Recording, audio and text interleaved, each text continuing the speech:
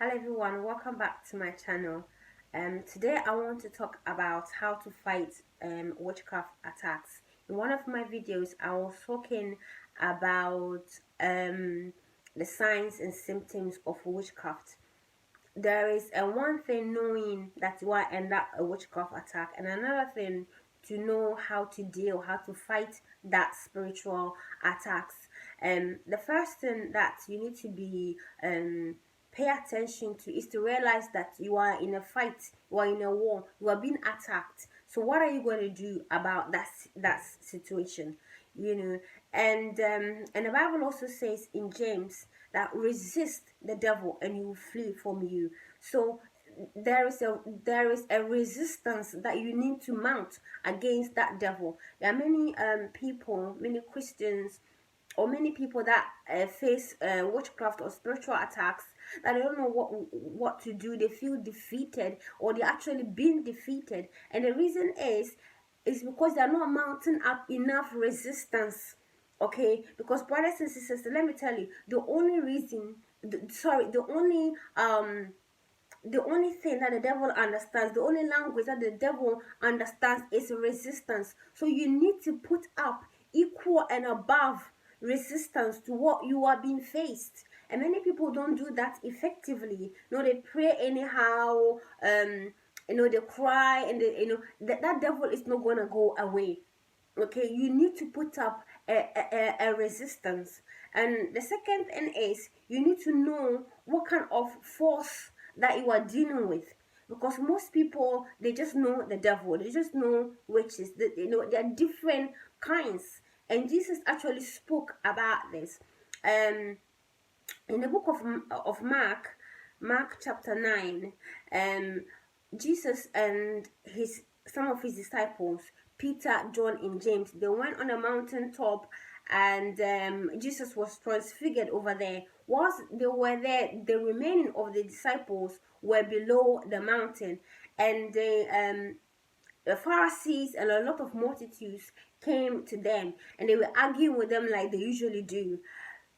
And there was a man among the people, and he brought his son to the disciples to cast out a damn spirit from his son. Okay, and he said when that spirit get hold of his son, he throws him down, he foams on the mouth, and sometimes you can throw him in the water or in the fire.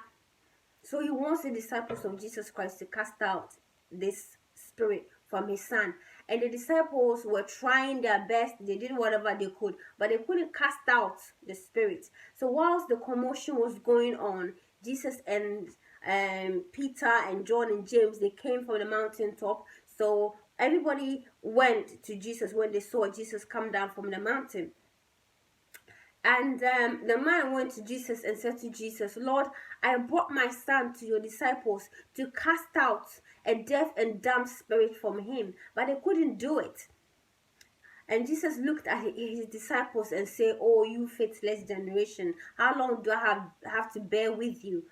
Okay, and Jesus cast out the devil from the boy, and the boy was fine. After a while, the disciples of Jesus Christ, they couldn't understand. They were like, "But we did exactly what Jesus did. Why couldn't we cast out this devil from this boy?" So they went to Jesus, and Jesus said to them, this kind goes by nothing but by prayer and by fasting. So what Jesus was telling them is, there are different kinds of devils, there are different kinds of spiritual attacks, and you need to know which one that you are facing. The kind that I am talking about, that I have faced being an African, or is seen among Africans and in African societies and families that are destroying lives. This is the kind that I'm talking about, that Jesus was talking about. He says that this goes but by nothing but by prayer and by fasting. That if you are this kind of witchcraft attack, you need to have a consistent prayer and fasting life. You can't compare your life to anybody else, because this kind of witchcraft demons, they think that you belong to them. Okay, so they're not just going to leave you. There are people that will go for deliverance services. They'll go to this pastor, this prophet, they'll be delivered from the devil. But that devil will come home and be waiting for them. By the time they come back, that devil is waiting for them at home. Okay, because those devils, they think that you belong to them. Okay, so they are not going to give up that easily. So that's why I'm saying that you need to understand the kind of witchcraft that you are dealing with. Okay, there's some demons you just say go and they are gone. Okay, and that's the end of the story. This is not the kind. Okay, in the book of Ephesians, the Bible says, "For we wrestle not against flesh and blood, but against principalities, against wickedness." These are the wicked spirits that I'm talking about. Okay, they are there unless you are dead, unless they're finished destroying your life, they're not gonna live. Okay, I have an example to give you. I used to work in church office, and there were people that used to call into the church office, with all kinds of problems.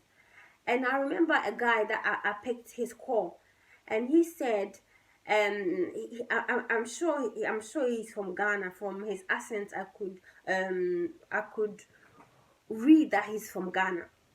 And the guy said that almost every night there's a spirit, there's a witch that comes to sleep with him. Okay, he has been to all kinds of deliverance services, he has been praying, has been doing everything, but it's not going. And he was so frustrated. I mean, I can understand the guy's problem. Just imagine if somebody is raped physically, you can call the police, okay, and they can arrest the person that committed the crime. But who are you gonna call if somebody comes and rape you and abuse you, okay, in your sleep? Who are you gonna call? So it's very frustrating. The guy was very frustrated, and I could understand what he was going through. And I said to the guy, you need to mount up a resistance. Okay, this is not the kind that you say, oh, I've gone for deliverance and that's the end of the story. No, you need to mount up a resistance. You need to have a consistent prayer and fasting life. Maybe fast twice every week, and then make sure that every day you are praying, maybe once, maybe 1 hour or 2 hours in the night. Make sure that you are it's consistent.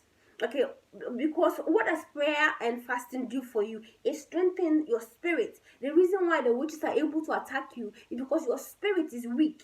Okay, so when you pray and you fast, what you do is you consistently strengthen your spirit, so they can't attack you because you are strong. But if you are weak spiritually, that's how they can attack you, because they are fighting from the realm of the spirit, and you are living in the physical realm, okay, in the realm of the flesh. So until you can get into the spiritual realm, you're not going to win the battle, because it's a spiritual battle.